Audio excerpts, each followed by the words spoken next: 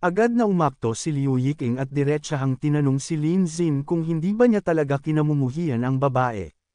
Kasunod noon ay ipinaliwanag pa niya na tinutulungan lang naman niya si Lin Xin para mapaalis ang mga nakakainis na langaw sa paligid at nang hindi na siya gambole ng mga ito. Ngunit ngumisi lamang si Roro at may halong panunukso niyang inihayag na hulaan na lang niya, siguro raw ay ex-girlfriend. Sa narinig na iyon, seryoso ang naging reaksyon ni Liu Yiking at mariing itinulak ang kanyang salita. Sinasabing mas mabuti pa iyon kaysa sa isang babaeng kumakapit ng husto sa kanya na parang lintang hindi maaalis. Hindi naman nagpatalo si Roro. Malamig ngunit may tapang niyang sinabi na kung siya man ay nagkaroon ng kasintahan na kagaya ni Liu Yiking, matagal na rin niya itong itinapon at iniwan. Dahil sa sagot na iyon, bigla nang nag-alab ang galit ni Liu Yiking. Buong hinanakit niyang binigkas na isa lamang daw babaeng siga si Roro na nagkukunwaring mag-aaral sa pamamagitan lang ng pagsusuot ng jacket. Sinundan pa niya ito ng pang-aasar, sinasabing iyon ang tipo ni Lin Xin kaya mas mabuting lumayas na siya. Ngunit imbes na matakot, itinuro lamang ni Roro ang kanyang gitnang daliri bilang sagot at mariing idiniin na kung pagpapanggap lang ang pag-uusapan, hindi raw siya kasing husay ng isang reyna ng paaralan na kagaya ni Liu Yiking. Kasabay niyon, inilabas pa niya ang kanyang ID at mariing ipinakita, sabay idinagdag na patawad na lang, ngunit siya ay tunay ng estudyante ng Yanjiang University. Sa sandaling iyon, labis ang pagkabigla ni na Lin Xin, Liu Yiking, at maging ng mga kaibigan ni Lin Xin. Hindi pa natapos doon si Roro, dahil seryoso siyang tumayo, inayos ang kanyang jacket, at mariing ipinahayag na wala naman talagang dapat ikagulat sa revelasyon. Ang totoo raw ay madalang lang talaga siyang pumasok sa klase. Sa gilid, hindi napigilan ng ilang lalaki na humanga at main love kay Roro. Ang unang lalaki na nakaputing damit ay agad na nagsabi na sobrang hot ni Roro at siya rin ang tipo niyang babae. Sumabat naman ang pangatlong lalaki, na may halong panunukso, at nagsabing tila puso na ang mata nito, dahil hindi ba't lihim siyang in love kay Liu Yiking. Habang ang pangalawang lalaki, na nakapikit pa habang nagsasalita, ay nagsabing maganda nga si Roro ngunit medyo may pagka-delinquent ang dating. Hindi pa doon nagtapos dahil may pang-apat pang lalaki na nagkomento, mariin niyang sinabi na mas lalo raw nagugustuhan ng mga lalaki ang isang babae kapag mas masama ang ugali nito. Sa gitna ng lahat ng iyon, lumingon si Roro kay Lin Xin, komandat pa at may halong biro niyang sinabi na dahil nalaman niyang nag-aaral din pala ito sa Yanjiang University, nagkaroon na raw siya ngayon ng motibasyon para pumasok sa klase. Dahil dito, napabuntong hininga si Lin Xin. Sa loob-loob niya, inisip niyang kung titingnan na lang sa positibong banda, maganda rin dahil maaari siyang maging maginhawang kasangkapan para kumita ng pera. Ngunit agad din niyang naisip kung ano nga ba ang relasyon nito kay Luo Yaxi. Sa oras na iyon, biglang tumunog ang cellphone ni Lin Xin mula sa kanyang bulsa.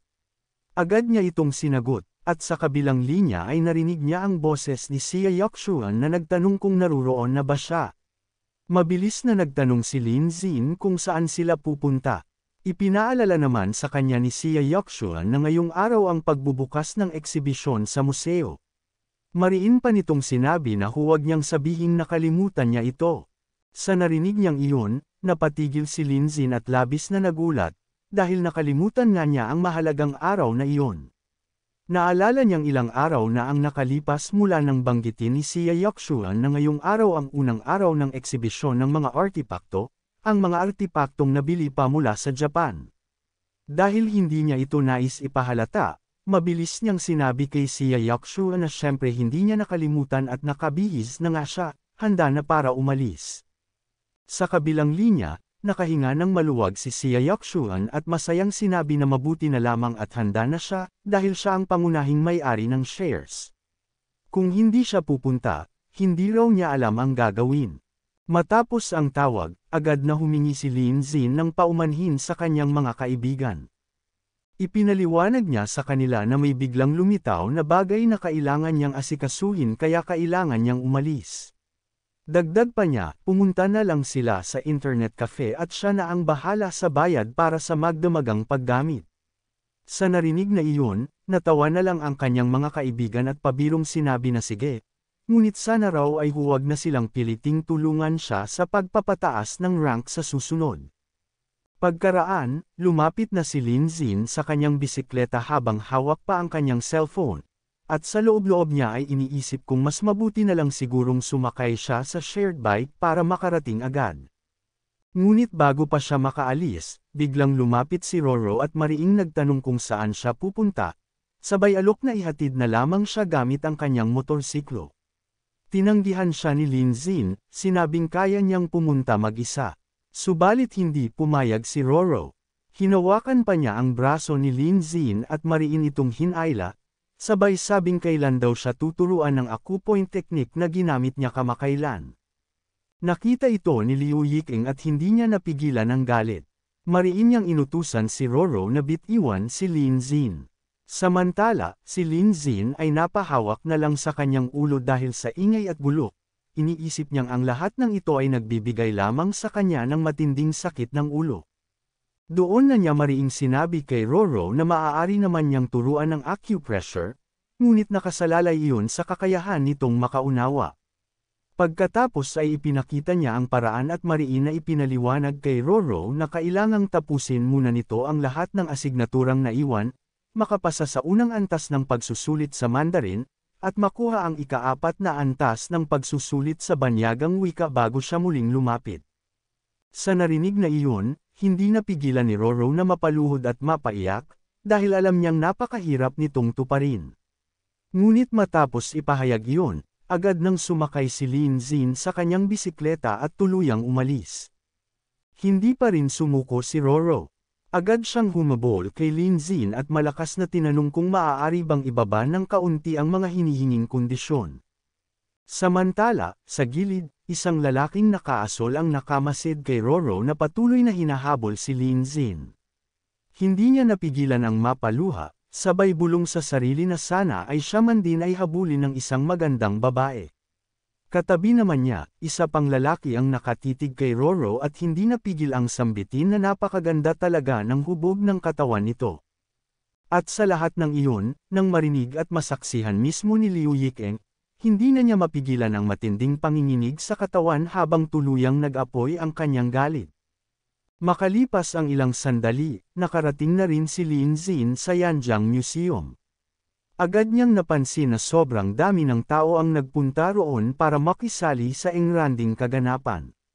Sa loob ng Yanjiang Museum Treasure Appraisal Event, mas lalo pang dumagsa ang mga tao na sabik makibahagi sa pagtitipon. Sa gitna ng karamihan, nandoon si Xia Yakshuan na agad pinuri ng mga dumadalo. Isang lalaki ang nagwika na tunay na kahanga-hanga si Director Xia sa kabila ng kanyang murang edad. Isang babae naman ang nagpahayag na dahil sa pamamahala ni Xia Yakshuan ay lalong umunlad at sumigla ang Yanjiang Museum.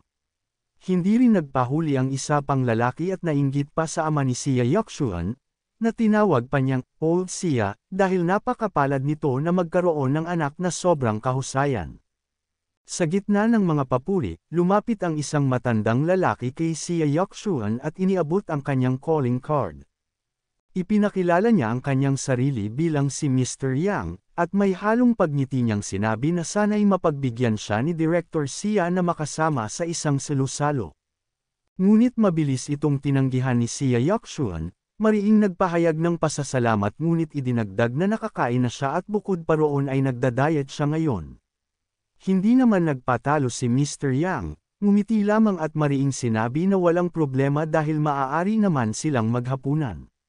Binanggit pa niyang nagpareserba na siya sa isang Michelin 3-star restaurant, dahil tanging ganoong klaseng lugar lamang ang karapat-dapat sa isang kasing klaseng babae gaya ni Director Xia.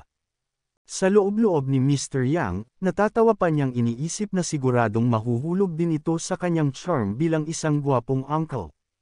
Ngunit sa mismong sandaling iyon, dumating na si Lin Zin at nakita kung saan naroon si Xia Yakshuan. Kaagad siyang lumapit at nagbiro pa ng, "Nandito ka lang pala," sabay abot ng isang plastik na dala niya. Dahil sa biglaang pagsulpot ni Lin Zin, napamulagat si Mr. Yang at hindi makapaniwala sa eksena. Agad namang tinanong ni Sia Yuxuan si Lin Zin kung ano ang hawak nito. Diretsyong sagot ni Lin Zin na iyon ay sausage na nabili niya sa may tarangkahan ng unibersidad at tinanong pa siya kung gusto niya ng isa. Sa narinig na iyon, hindi napigilan ni Mr. Yang ang mapang-isi at sa isip-isip niya, nakakatawa raw na imbitahan ang kagalang-galang na si Sia Yuxuan, na nagkakahalaga ng milyon-milyon, para kumain lang ng $2 na sausage. Sa kanyang isipan, baliw lang ang taong ito. Ngunit sa hindi inaasahan ni Mr. Yang, tinanggap ni Sia Yuxuan ang dala ni Lin Zin at masayang sinabi na matagal na niyang gustong matikman iyon. Pagkatikim pa lamang, agad na napangiti si Sia Yuxuan at labis na nasarapan. Sa tanawing iyon, labis na nalumo si Mr. Yang na tila nawalan ng lakas ang buong katawan. Dagdag pa ni Lin Zin, tama nga siya at napakasarap ng sausage. Ikanwento pa niya na palagi siyang bumibili roon at ang mabahong tofu sa tabi noon ay masarap din. Dahil dito, agad siyang tinanong ni Sia Yuxuan kung maaari ba siyang isama doon sa susunod para matikman din niya. Pagkatapos yun, sabay na silang naglakad palayo at hindi na pinansin si Mr. Yang na naiwan lang nakatulala.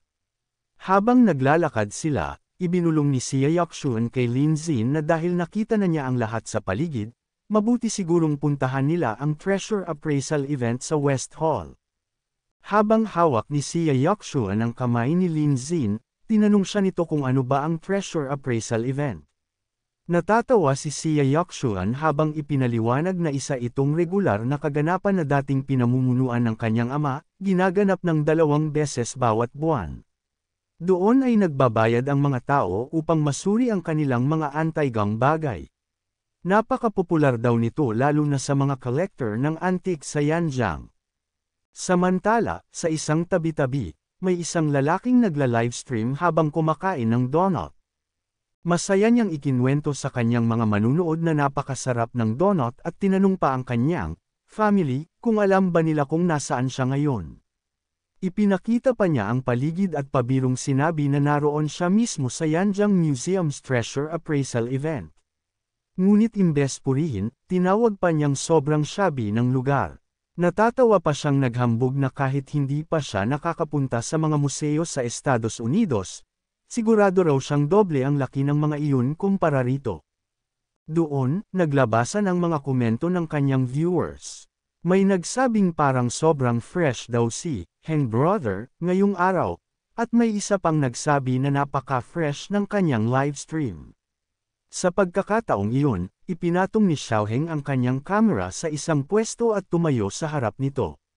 Ipinahayag niya sa kanyang mga manunood na nagdala siya ng kanyang anti-gang bagay para masuri at maaprubahan kaninang umaga. Sa isip-isip naman niya, sobra siyang nahuhumaling sa donut. Ipinaliwanag pa niya na ang mga eksperto roon ay sikat at kapag nais-uri na ang kanyang dala, maaari niya itong ibenta sa magandang halaga. At kapag nangyari iyon, magkakaroon na siya ng pera para makapunta sa Estados Unidos at mamuhay ng mas marangya. Ipinagyabang pa niya na may kaibigan siyang si Sam na nakaayos na ang kanyang trabaho sa Amerika. Agad namang bumuhos ang mga komento mula sa kanyang mga manunood, may nagsabi kung talagang aalis na siya, at may nagbabala pa na mag-ingat sa daan dahil minsan na raw may babaeng tumakas papuntang Japan at halos mamatay sa gutom. Hindi nagtagal, tinawag na ang numerong 174. Dahil dito, mabilis na tumakbo si Xiaoheng dahil siya na ang susunod. Samantala, habang naglalakad sina Sia Yuxuan at Lin Zin, napangiti si Sia Yuxuan at nasabi kay Lin Zin na sobrang lively ng paligid. Agad namang sumang-ayon si Lin Zin sa kanyang sinabi. Sa sandaling iyon, tinawag ng appraisal expert si Sia Yuxuan at pinuri ito. Sinabi nito na kahanga-hanga ang kanilang National Treasure Returns Exhibition at agad pang nagtanong kung nasaan si Old Sia. Nakangiting nagpasalamat si Sia Yuxuan sa papuri at ipinaliwanag kay Mr. Kung na darating pa lamang ang kanyang ama. Napa-thumbs up naman si Mr. Kung at sinabi na syempre, dahil sa pagkakaroon ng anak na kagaya niya, maaari na lamang mag-enjoy sa buhay ang kanyang ama. Dagdag pa niya na tunay ngang mahusay ang pagpapalaki ni Old Sia sa kanya. Ngunit agad na sumagot si Sia Yokshuan at nagsabi kay Mr. Kung na huwag na sana siyang purihin pa dahil siya mismo ang dapat magpasalamat sa pagiging suki nito sa kanilang mga appraisal events. Pagkatapos noon ay tumalikod na rin si Mr. Kung at nagpahayag na siya'y tumatanda na, hindi na maganda ang kanyang tiyan, at kailangan niyang gumamit ng palikuran sandali. Agad namang sumang-ayon si Sia Yokshuan at pinahintulutan itong umalis. Kasabay nito, biglang nag-ingay si Xiao Heng at galit na nagreklamo kung bakit walang sumasagot sa kanyang numero. Inireklamo niyang kanina pa siya naghihintay at nagli-livestream pa siya, kaya't napakaraming tao ang nakatunghay. Aniya pa, ganito ba raw talaga ang paraan ng pamamahala ng museo sa appraisal? Mabilis na lumapit si Sia Yokshuan upang humingi ng paumanhin, na ikinagulat naman ni Xiao Heng sa biglaang pagsulpot niya. Ipinaliwanag ni Sia Yokshuan na lumabas muna sandali si Mr. Kung at kung hindi na siya makapaghintay ay maaari naman siyang tumulong sa appraisal. Agad na humarap si Xiao Heng kay Sia Yokshuan at itinutok pa ang kanyang cellphone dito habang nagdududang nagtanong kung siya ba mismo ang gagawa ng appraisal. Sinabi niyang hindi naman siya mukhang isang appraisal expert. Ngunit nginitian lamang siya ni Sia Yokshuan at ipinaliwanag na maaari naman siyang subukan. Dahil dito, mabilis na inilabas ni Xiao Heng ang kanyang dala-dalang artipakto at ipinagmalaki kay Sia Yokshuan na ang hawak niyang tubo ay ginamit mismo ng unang presidente ng Estados Unidos. Hinikayat pa niya itong tingnan ng mabuti. Agad na kinuha ni Sia Yokshuan ang tubo ni Xiao Heng at masusing sinuri ito. Dahil nakatutok sa kanya ang livestream ni Xiao Heng, nagsimulang bamahan ng mga komento mula sa mga manunood. Marami ang namangha at nagsabi na napakaganda ng dalaga, may mga nagpahayag pa na gusto nilang makita siya ng personal. May ilan ding nagulat na ganoon siya kabata para sa isang appraisal expert at hinihikayat si Xiao Heng na lumapit pa ng kaunti. Matapos suriin ang artipakto, agad na humingi ng tawad si Sia Yokshuan at ipinaliwanag kay Xiao Heng na ito ay isang craft piece at hindi tunay na artipakto. Sa narinig na iyon, biglang nag-apoy sa galit si Xiao Heng. Malakas niyang hinampas ang mesa at mariing sinabi kay Sia Yokshuan na kalokohan ang sinasabi nito. Ipinagmalaki pa niyang ibinigay iyon sa kanya ng isang kaibigan mula sa Estados Unidos.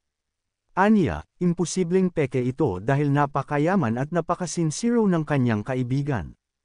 Hindi na nakatiis si Sia Yokshuan at ipinakita kay Xiao Heng ang kanyang nakita. Nabigla ito nang madiskubre ang nakasulat na Made in Wagwo. Ipinaliwanag pa ni Sia Yokshuan na mayroong linya ng banyagang salita sa tubo at tinanong kung alam ba ni Xiao Heng ang kahulugan nito. Ngunit imbes na aminin, agad na itinaas ni Xiao Heng ang tubo at nagsabi na kahit hindi niya mabasa ang nakasulat, sigurado siyang iyon ay may kinalaman sa Declaration of Independence. Iginiit pa niyang ang Estados Unidos ay simbolo ng kalayaan at wala namang mali roon. Nakangiting ipinaliwanag naman ni Sia Yokshuan na ang nakasulat na banyagang teksto ay nangangahulugang, gawa sa China. Sa puntong iyon, muling nag-alsa ang galit ni Xiao Heng. Mariin niyang sinabi na imposibleng totoo iyon, at patuloy na iginiit na sobrang imposible. Ngunit kalmado lamang na ipinaliwanag ni Sia Yokshuan na kung hindi siya naniniwala, maaari naman niyang kunan ng litrato ang linyang iyon at gamitin ang isang mobile translation app para maskan at makita ang tunay na kahulugan. Dahil dito, hindi na napigilan ng mga manunood ni Xiao Heng ang matawa. May mga nagkomento pa ng, tulungan niyo ako, mamamatay na ako sa kakatawa. At, bilasan niyo. Ngunit hindi pa rin sumuko si Xiao Heng. Agad niyang inilabas ang isa pa niyang dala-dalang artipakto at mayabang na sinabi kay Sia Yokshuan na anuman ang sabihin nito, mukha lamang siyang baguhan. Ipinahayag pa niya na sa araw na iyon ay kailangan niyang subukan ang kakayahan ng dalaga. Mayabang pa niyang idinagdag na dapat sabihin ni Sia Yokshuan ang pinagmulan at kasaysayan ng porselanang hawak niya. Ayon pa sa kanya, kapag tama ang sagot nito, hinding-hindi na niya ito guguluhin. Habang tinatitigan at pinagmamasdan ang porselana, mahinahong ipinaliwanag ni Sia Yokshuan na limitado lamang ang kanyang kaalaman kaya't maaari lamang siyang magbigay ng tansya. Inamin niyang ang porselana ay tunay ngang napaka-perpekto. Ngunit bago pa siya matapos, agad nang sumabat si Xiaoheng. Sinabi nitong kung limitado ang kaalaman ni Xia Yaoxuan, ibig sabihin ay mali rin ang kanyang sinabi tungkol sa tubo na galing sa kaibigan niya sa Estados Unidos. Ngunit muling nagpaliwanag si Xia Yaoxuan. Ipinaliwanag niyang dahil sobrang perpekto ng porselana, ang kinang ng glaze ay masyadong bago.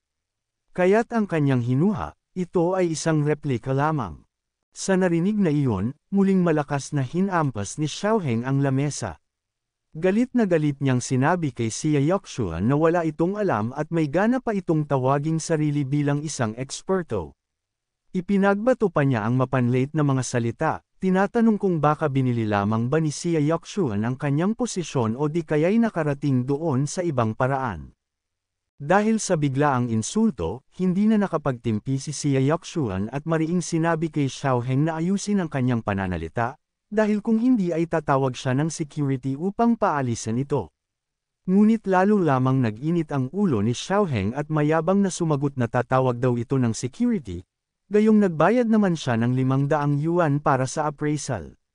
Ipinagmalaki pa niya na kung gugustuhin niya, maaari siyang tumawag ng pulis sa mismong oras na iyon.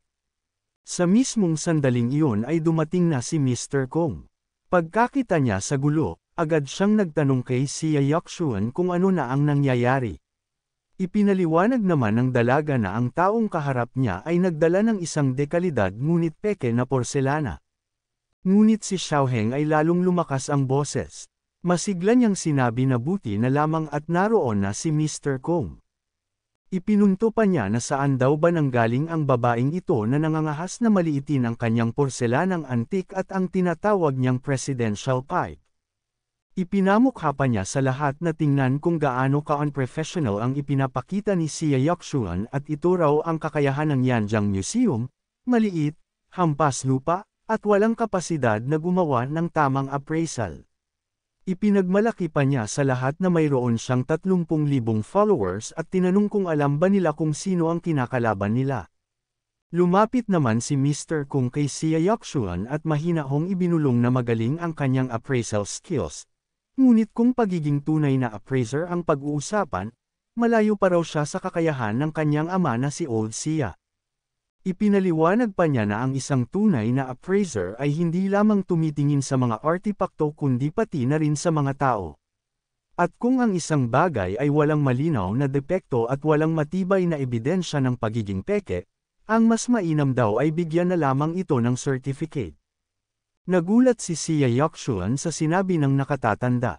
Hindi niya akalaing palalampasan lamang ni Mr. Kung ang mga pekeng bagay na iyon dahil lang walang matibay na ebidensyang maipakita.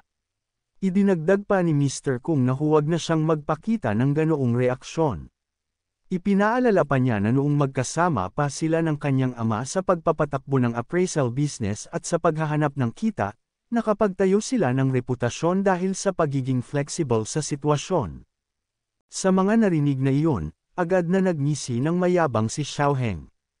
Ipinagyabang niya kay Xia Yaoxuan na tama ang kanyang sinabi mula pa kanina at ipinilit na mag-sorry na ito sa kanya. Kasabay nito, nagsimula ring magsalita ang mga tao sa paligid. Pinuna nila si Xia Yaoxuan, sinasabing tinawag nitong peke ang isang porselanang nagkakahalaga ng milyon. Tinanong nila kung talagang marunong ba itong gumawa ng appraisal. May ilan pang nagsabi na ginagawa lamang nila iyon para sa ikabubuti ng dalaga, dahil hindi na siya bata at oras na para maging mas mature. Ipinaalala nila na kung hindi, paano niya maipapamahala ng maayos ang museo, gayong ito ang bunga ng mahabang taon ng pagsusumikap ng kanilang pamilya. Ngunit sa tensyon na iyon, biglang nagsalita si Lin Xin. Malinaw at matatag niyang tinanong kung ano ang pinagmumulan ng kaguluhan. Lumapit siya kay Xia Yaoxuan, maingat na hinawakan ito sa balikat, at seryosong hinarap ang mga tao. Ipinaalam niya sa lahat na nais niyang makita kung sino ang naglalakas loob na inaapi ang kanyang direktor. Sa pagkakita kay Lin Xin, bahagyang napangiti si Xia Yaoxuan. Alam niya sa oras na iyon na hindi na siya nag-iisa at mayroon ng tutulong upang ipagtanggol siya. Sa nakitang pangingialam ni Lin Xin, galit na nagtanong si Xiaoheng kung sino naman siya. Agad namang ipinakilala ni Lin Zin ang kanyang sarili bilang eksperto ng mga eksperto. Sa narinig iyon, mabilis na sumang-ayon si Mr. Kung at ipinahayag na huwag silang magpadala sa kabataan ni Ginoong Lin, ang kanyang kakayahan sa paghuhusga ng mga kayamanan ay mas magaling pa kaysa sa kanya. Kasunod noon, sinabi pa ni Mr. Kung na tinawagan lang niya si matandang siya mula sa banyo at nalaman na si Lin Zin ang bagong at tanging shareholder ng Yanjiang Museum. Narinig niya na hindi masukat ang kayamanan nito at kailangan nilang makipag-ugnayan. Ngunit hindi naniwala si Xiaoheng, kaya puno ng pagdududa ang sinabi niya kay Lin Zin, talaga. Tingnan mo naman ito, pakitingnan mo ang porselanang ito para sa akin. Napabuntong hininga si Lin Zin at tinanong ng payak, anong dinastiya ito mula? Sagot ni Xiaoheng na mula ito sa dinastiyang Song. Nang marinig iyon, napangiti lang si Lin Zin at sagot niya, dinastiyang Song. Sa tingin ko huling linggo pa ito. Hindi niya mapigil ang ma-excite si Xiaoheng at nagtanong pa kung mula ba ito sa dinastiyang Shang o Zhou, hindi ba mas magiging mahal iyon. Sa likuran nila, hindi mapigilan ng mga tao ang matawa habang pinagmamasdan si Lin Zin. Masusing tiningnan ni Lin Zin ang porselana at tinanong si Xiaoheng kung binili niya ito o nahanap lamang. Buong pagmamalaki namang ipinagyabang ni Xiaoheng na ipinamana ito mula sa kanyang lolo-lolo, pamanang pamilya nila iyon. Sandaling natahimik si Lin Zin, at bigla niyang sinabihan si Xiaoheng, tarantado ka. Nagulat si Xiaoheng sa biglaang sigaw. Hindi naman mapigil ang magkomento ang mga taga-suporta ni Xiaoheng, sabi nila ang pinaka-nakakatawang episode ito, sobrang nakakatawa talaga. Galit na sinagot ni Xiaoheng si Lin Zin, ikaw na maliit na pilyo, nilalaro mo ba ako? Ngunit nakangiti lang si Lin Zin at sinabi na talagang hinahanap mo yan, kung hindi, paano ka nabiktima at nakabili ng ganitong peke? Sabihin mo, magkano ang nagastos mo? Galit na bumulala si Xiaoheng, hindi ka ba natatakot sa kumukulong tubig, ha? Bakit ka napakatigas? Sige, pipilitin kitang sumuko. Agad niyang inilabas ang sertipiko ng kanyang artifact at malakas na inilapag sa lamesa habang sinasabi na buksan ninyo ang mga mata at tingnan ng mabuti. Binili ko ang porselanang ito kay Master Fan Guoubao. At narito ang kanyang sertipiko ng pagpapatunay. Alam mo ba kung gaano ito kahalaga? Ngunit nakangiting sinabi lang ni Lin Zin, hindi ba ito ipinamana mula sa iyong lolo? May sertipiko ka pa pero pumunta ka pa rito para ipakumpirma. Naghahanap ka ba ng ibang uri ng pagpapatunay? Sa narinig iyon, galit na sumigaw si Xiaoheng habang hinahawakan na siya ng dalawang gwardya, tarantado. Kailangan kang mabugbog. Bitawan ninyo ako. Agad na lumapit si Mr. Kung kay Lin Zin at pabulong na sinabi sa kanya, habang halatang kinakabahan, na ang mga taong mula sa pambansang samahan ng mga kayamanan ay palaging daladala ang kanilang mga artipakto saan man para lang maipakumpirma. Ang mas marami raw silang sertipiko, mas mataas ang presyo na maaari nilang ipagbenta. Dagdag pa niya na si Fan Guoubao ay kilalang collector sa Yanjiang, at narinig pa niyang naruroon din ito ngayon upang makita ang mga artipakto, kaya dapat daw mag-ingat sila sa kanilang mga salita. Ngunit hindi man lang natakot si Lin Zin. Seryosong sinabi niya na sino man siya, wala siyang pakialam, dahil ang magdala ng peke para ipasuri ay kalokohan. Gusto lang daw nitong gamitin ang kanilang pagpapahalaga upang mapataas ang presyo, at hindi siya kailanman papayag na mangyari iyon. Sa narinig na iyon, agad na humarap si Xiaoheng sa kanyang kamera at galit na ipinaabot sa kanyang mga tagahanga na lahat sila ay saksi. Ito raw ang kalidad ng pagtitipon para sa pagpapahalaga ng Yanjiang, isang bagay na sumisira sa buong imahe ng koleksyon sa China. At bilang isang makabayang tao kagaya niya, tunay daw na nakakasakit ng damdamin ang ganoong pangyayari. Ngunit sa comment section ng kanyang mga manunood, iba naman ang usapan. May ilan na nagsabi na gusto rin nila ng donut, at may iba pang nagsabi na nais nilang makapunta sa Estados Unidos para kumain ng donut. May nagduda pa kung maaari nga bang kumain ng donut sa Amerika, at may nagbiro na mag-ingat sila baka maging cream puff. Sa huli, mayroon ding nagsabi na mas panig sila sa taong nag-a-appraise kaysa kay Xiaoheng. Dahil dito, napabuntong hininga si Lin Xin. Pagkatapos, diretsahan niyang sinabi kay Xiaoheng na tama na at tapos na siyang makipagtalo. Kung gusto nitong ibalik ang ibinayad na bayad para sa pagpapahalaga, handa niyang isauli. Dala-dala na lang daw nito ang mga peking artipakto at peking sertipiko at lumayas. At sa susunod, kung gusto nitong hindi na muling maloko habang binibilang ang sariling pera, dapat ay maghanap ito ng tunay na mapagkakatiwalaang tagasuri. Sa sandaling iyon ay nagsalita si Fan Guobao at sinabing maghintay muna. Ipinahayag niya na higit 60 taon na siyang nangongolekta ng mga anti-gang bagay, at lagi niyang pinahahalagahan ang kanyang reputasyon at iginagalang ang kasaysayan. Kung igigit daw ni Lin Xin na ang mga artipaktong kanyang pinatotohanan ay peke, hindi ba't parang sampal iyon sa kanyang mukha? Kung isa raw tunay na propesyonal na tagasuri ang nagsabi nito, baka sakaling seryosohin niya at isipin kung talagang nagkamali na ang kanyang matatandang mga mata. Ngunit sabay siyang ngumisi at idinagdag na si Lin Xin, isa lamang na tagahanga na wala namang sertipikasyon, kaya ano ang karapatan nitong magsalita ng ganoon? Ngunit nanatiling kalmado si Lin Xin at hindi man lang naapektuhan ng kanyang mga salita. Sa pagdating na iyon ni Fan Guobao, labis ang tuwa ni Xiaoheng dahil pakiramdam niya ay may kakampi na siya. Malakas pa niyang ipinahayag na walang kahit anong sertipikasyon si Lin Xin, kaya paano raw makakapagpanggap ang isang baguhan na siya ay eksperto.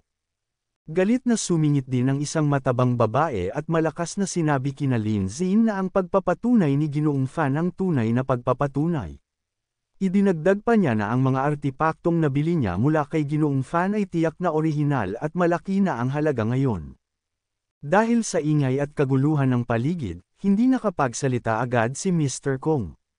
Ngunit makalipas ang ilang sandali, napilitan siyang magsabi kay Lin Xin na matagal na niyang sinasabi na hindi nila dapat biglain o labanan si Fan Guobao. Sa sandaling iyon, sinabihan ni Fan Guobao ang lahat ng tao na kumalma. Sinabi niya na lahat sila ay mga taong marunong at may pag-iisip. Pagkatapos, hinarap niya si Lin Xin at ipinaliwanag na nauunawaan naman niya ang interes ng binata sa pagsusuri ng mga kayamanan. Sabi pa niya, natural lamang kung magkakamali ito dahil sa kakulangan ng kasanayan. Idinagdag pa ni Fan Guobao na kaya't mas mabuti kung si Direktor Xia at si Lin Xin ay formal na humingi ng paumanhin sa may-ari ng artipakto at bigyan ito ng sertipiko ng pagpapatunay, upang matapos na ang usaping ito. Sa nakita ni Xia Yakshuan, hindi niya mapigil ang mag-alala, samantalang si Lin Xin ay nanatiling tahimik lamang. Ngunit hindi nagtagal, napatawa na lang siya sa mga sinasabi ni Fan Guobao. Kinuha niya ang artipakto ng babaeng mataba at marahang sinabi, tama ba ang dinig ko? Marami sa inyo ang bumili ng mga artipakto kay Ginoong Fan. Ang porselanang asul at puti ba ng babaeng ito ay galing din sa kanya. Kung maaari, pahintulutan ninyo akong tingnan ito. Buong kumpiyansa namang sinabi ng babaeng mataba na sige lang, tingnan niya, ngunit mag-ingat ito dahil hindi niya kayang bayaran kung mabasag iyon. Dahil pumayag ang babae, agad sinuri ni Lin Xin ang porselana. Sa tabi, hindi mapigil ang mapangiti ni Fan Guobao, iniisip niya na ano pa ba ang maaaring makita ng binata. Ngunit matapos pag-aralan ni Lin Xin ang artipakto, agad niyang sinabi na ito ay isang peke. Sa narinig ng babae, agad siyang sumigaw at mariing sinabi kay Lin Xin na siya mismo ang peke. Tinanong pa niya kung may pruweba ba ito. Ipinahayag niyang ginugol niya ang buong kayamanan para bilhin ang porselanang iyon, at higit pang nadobol ang halaga nito ngayon. Marami pa raw ang nagmamakaawang bilhin ito, at dumating siya roon upang ipagbenta sa mataas na halaga. Dagdag pa ni Fan Guobao na puro katigasan lang ang ipinapakita ni Lin Xin. Aniya, ang mga kabataan ay palaging gustong manalo at ayaw umamin ng pagkatalo. Ngunit hindi na siya pinansin pa ni Lin Xin. Sa halip, nagtanong siya sa mga tao sa likod ni Xiaoheng kung sino pa ang bumili ng mga artipakto mula kay Fan Guobao. Hinamon niya ang mga ito na ipakita sa kanya. Natatawang sinabi naman ni Xiaoheng na pilit pa rin bang kumikapit si Lin Xin, makakatulong ba talaga ang pagpapaliban ng oras? Isang lalaking nakasuot ng dilaw ang nagpresenta at sinabi na silipin din ni Lin Xin ang kanyang florera mula sa dinastiyang Ming, pati na ang kanyang kaongyari mula sa dinastiyang Yuan. Nang may latag na ang lahat ng artipakto sa mesa, isa-isang sinuri ito ni Lin Xin. Sa kanyang isipan, napansin niyang mukhang bago ang mga artipakto, ngunit wala ring malinaw na ebidensya na peke ang mga ito. Napaisip siya kung mali rin ba ang naging hinala niya tungkol sa porselanang iyon. Sa sandaling iyon, nagsalita si Fan Guobao at tinanong si Lin Xin kung tapos na ba siya. Sinabi pa niyang hindi sila pwedeng mag-aksaya ng oras, kung nagkamali man siya, mas mabuti nang aminin, at hindi yun kaiyahiya. O iniisip ba niya na lahat ng ito ay peke? Ngunit mariing sinabi ni Lin Xin na lahat ng ito ay peke. Ang pagkakaiba lamang, gawa ito ng isang bihasang peke, isang dalubhasang manlilinlang na perpekto ang teknik. Sa narinig ng mga tao, nagsimula silang magtawanan. May isang lalaki sa kaliwa na nagsabi na ang sinabi ni Lin Xin ay parang wala ring sinabi.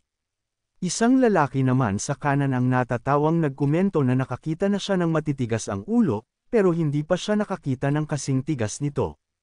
Tinukso pa niya kung naipit ba ang ulo nito sa pintuan. Sinabi pang muli ng lalaki sa kaliwa kung nakuha ba sa kamera ang lahat ng iyon. Habang patuloy ang tawanan, natatawang ipinahayag ni Xiaoheng na simula pa kanina ay live niyang ipinapakita ang lahat, at sigurado raw na si Lin Xin ang pinaka nakakatawang payaso ng taon.